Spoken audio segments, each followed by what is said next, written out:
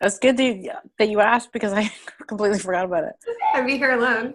Well, welcome, Carolyn. I'm so glad you're joining me in our 5-second rule kickoff or wrap up and our grit kickoff. Did you have anything in here that really struck a nerve?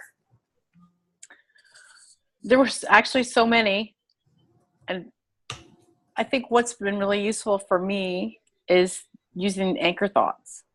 Yeah.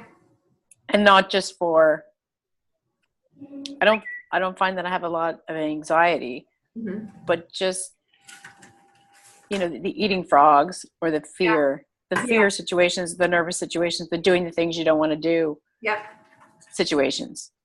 And I know that she describes them in terms of anxiety, but I've been implementing them elsewhere and it's really been helpful. Yeah.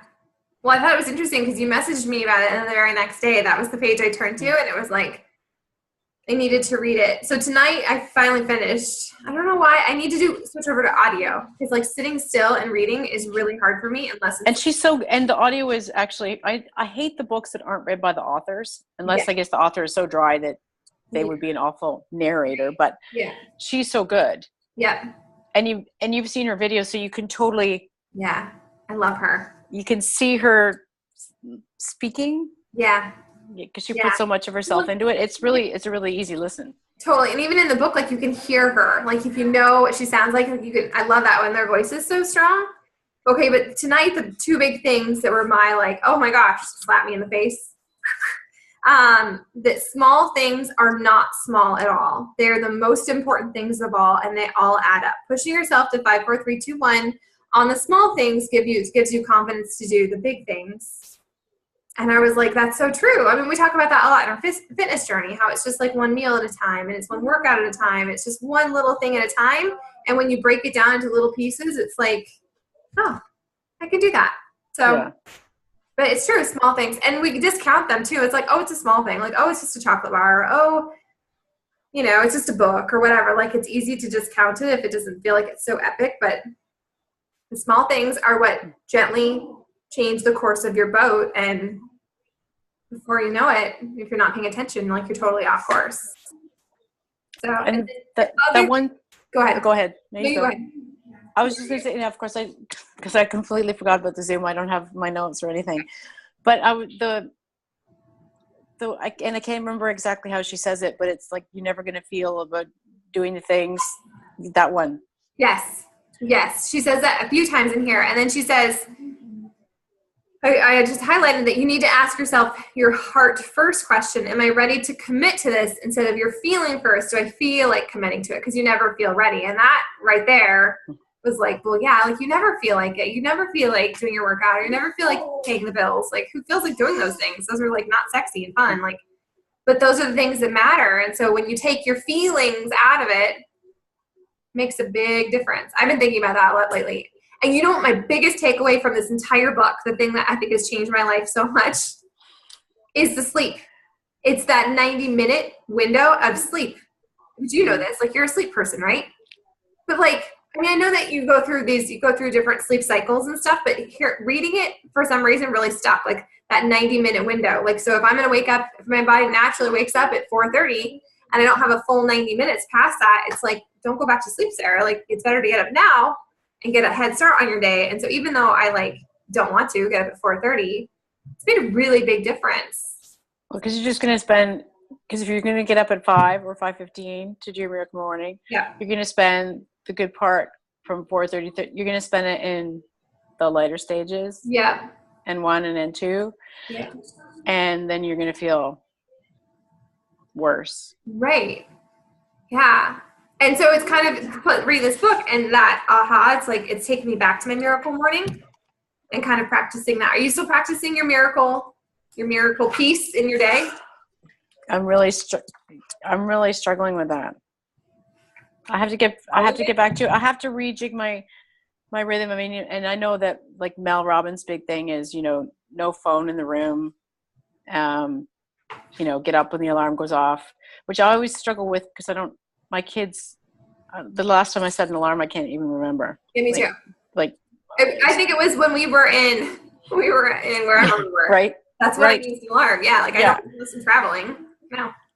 you know, and I mean, they all have, whether it's Brendan or Mel or Hal, they all say the same thing. You know, you take that 30 minutes or that 15 minutes or whatever, and you take it for yourself before you tune into your social media and whatever. And I get the social media part. I'm struggling with the just getting up part. Yeah. Not like, because how do I set an alarm? Right. I don't want to. Anyway, I have to get back. I want to get back because it was really, I really had it. Yeah. Not first thing in the morning. It was sort of after the kid drop. And now I find I'm coming in and I want to get my workout in. Yeah. Because if I don't get my workout in, then it falls to pieces after that. And then once I get the workout in, well, I want to have a shower. And then all of a sudden, then I got to go pick up the kids. And I haven't done my. Yeah. Have you tried setting alarms in your phone just for during the day? I have for truth words, my truth words, but I haven't for, you know, do your visualizations or do your. It's annoying because I literally have I don't even know, 10 alarms that go off during the day, but it kind of keeps me on track. And now I need to tweak them a little because they're not quite, because Marshall's home in the morning, so I'm not getting it in. But I found, especially doing what we do, you get in a rhythm and you're messaging people or whatever, or you're making social media posts and it's easy to go down the rabbit hole. And this way it's okay, I might not be setting my little timer, but this is going to kind of keep me on track. So this is my window to work out and this is my window, which it's really structured, but it helps me. And I kind of need that. Otherwise the whole day goes here I am, I'm still in workout clothes and yeah. So try that. And I want to build in the tapping. I actually just did it because I lay on the kids' floor for a little while while they're falling asleep. So I tried it. Yeah. While I was laying on their floor. It's relaxing. Did it relax you? I did. I thought, I could fall asleep. Yeah. Well, good. I'm glad. I'm excited to see what happens. It's kind of crazy how it's working. Oh, look at that. I visualized it. I manifested my car. And then I visualized about money and Marshall got an offer. I'm wow. I told him, I should start tapping that I'm finding diamonds in the street. And he's no. I'm yeah, I'm gonna.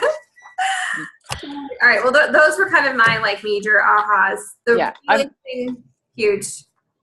It was really helpful for me with the driving. Yeah. How's that going? My next one is on Monday. Cool beans. So yeah. Well, good. And now that sort of pushes me forward with other things. Yep. Right? Because if I used it to do the thing that I would have chosen to do last out of all the things. Right. If I could do that thing. You can do anything. I can do all the other things. Heck yeah. Yep. Way to go. High five. Have you looked at what Grit is about or anything? You read the cover? No. Okay, good. No, I just read the little description, when we were choosing between this book or this book. So that sounds more like what I need. Yeah. I hear really good things about it, so I'm excited. It popped up at Summit. It popped up. Yeah. I don't know. It's popped up in a few different places as something that warrants attention. Right. So therefore, those are 6, clues. Oh, okay, universe. I should read it. Cool beans. All right, friend. Well, I don't have anything else. It's been 11 minutes. This is. I'll have to talk about it more next time. But thanks for joining me. I'm going to stop recording. Okay. Recording. Stop.